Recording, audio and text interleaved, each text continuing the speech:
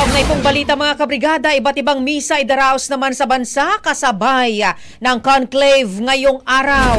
Brigada Katrina Honson, ibrigada mo. Brigada Live Report. Umapila ang CBCP sa mga parokya sa bansa na magsagawa ng May 7 Masses.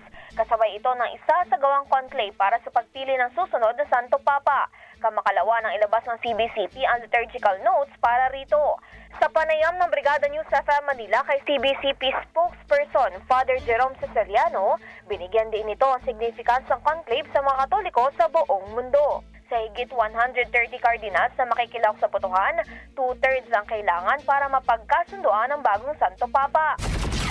Yung 132 cardinal electors ay magpoprosesyon patungo ng Sistine Chapel. Habang dahil nagpoprosesyon, merong invocation of saints na inaawit. Pag nakapasok na sila sa loob ng Sistine Chapel, gagawin naman nila yung pagtitake ng oath of secrecy. Sa oras naman na may mapili, magiging puti nga ang usok ng chimney.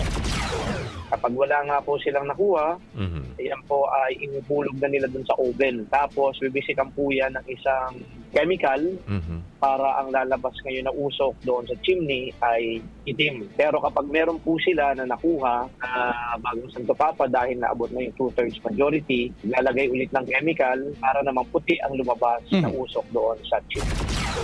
Idaraos ang conclave ngayong araw, alas 4 ng hapon, oras sa Pilipinas.